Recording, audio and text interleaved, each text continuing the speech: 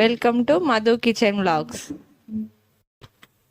Hi friends, ఈరోజు మనం పకోడీని క్రిస్పీగా అండ్ టేస్టీగా ఎలా చేసుకోవాలో ఈ వీడియోలో చూద్దాం. దానికోసం నేను 4 పెద్ద సైజ్ ఆనియన్స్ని ఇలా సన్నగా కట్ చేసి పెట్టుకున్నాను. ఇలా సన్నగా కట్ చేసుకుంటేనే పకోడీ క్రిస్పీగా వస్తుంది. ఇందులో మనం కొంచెం సాల్ట్ వేసుకుందాం. ఇలా సాల్ట్ వేసుకుంటే మన ఆనియన్లో ఉన్న వాటర్ అంతా బయటికి వచ్చేస్తుంది. మనం పకోడీ చేసుకునేటప్పుడు వాటర్ యాడ్ చేయకూడదు. ఈ ఆనియన్లో నుంచి వచ్చిన వాటర్తోనే పకోడీ చేసుకోవాలి. అలా అయితేనే క్రిస్పీగా ఉంటుంది. ఇలా కలుపుకున్న తర్వాత ఒక 10 మినిట్స్ పక్కన ఉంచుకుందాం. 10 మినిట్స్ తర్వాత ఇప్పుడు ఆనియన్స్ని ఒకసారి బాగా కలుపుకుందాం. అందులో నుంచి వాటర్ అంతా బయటికి వస్తుంది. ఇప్పుడు పిండి యాడ్ చేసుకుందాం. మనం తీసుకున్న ఆనియన్స్కి సరిపడా పిండి చూసుకుంటూ వేసుకోవాలి. కొంచెం కొంచెం వేసుకుంటూ కలుపుతూ చూసుకుంటూ వేసుకోవాలి.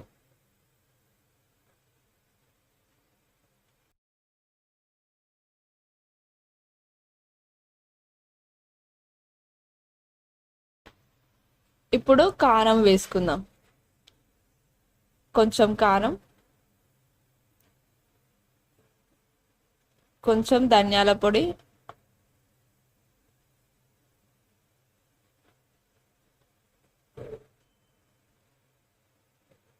కొంచెం అల్లం వెల్లుల్లి పేస్ట్, కొంచెం సాల్ట్ వేసుకుందాం. మనం ఇందాక ఆనియన్లో వేసుకున్నాం కదా, ఇప్పుడు రుచికి సరిపడేంత చూసి వేసుకోండి. ఒకసారి మంచిగా కలుపుకుందాం. ఇప్పుడు ఒకవేళ పిండి ఎక్కువగా అయినట్టు అనిపిస్తే కొన్ని వాటర్ యాడ్ చేసుకోవచ్చు. నాకైతే సరిపోయింది. ఇలా మంచిగా కారం, ఉప్పు, ధనియాల పొడి మంచిగా కలిసేటట్టు కలుపుకోండి. నేను ముందే స్టవ్ మీద కడాయి పెట్టుకొని నూనె పోసి పెట్టుకున్నా. ఇప్పుడు నూనె వేడైంది ఫ్రెండ్స్. పకోడీ వేసుకుందాం. చిన్న చిన్నగా వేసుకోవాలి. ఎక్కువ పెద్ద పెద్దగా వేసుకుంటే క్రిస్పీగా రావు. చిన్న చిన్నగా వేసుకుంటేనే ఆనియన్ మంచిగా ఫ్రై అయ్యి పకోడీ క్రిస్పీగా వస్తుంది. ఇలా వేసుకొని అటు ఇటు తిప్పుతూ ఫ్రై చేసుకోవాలి.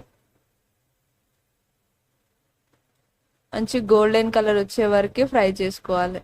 చిన్న మంటలో చేసుకోవాలి. ఇలా మంచిగా కలర్ వచ్చిన తర్వాత తీసుకుందాం.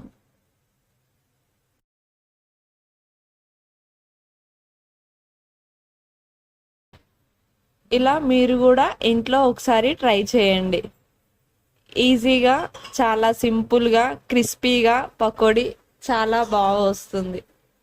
ఇలానే పకోడీ అంతా చేసుకోండి. చూసారా, క్రిస్పీ పకోడీ రెడీ అయ్యింది.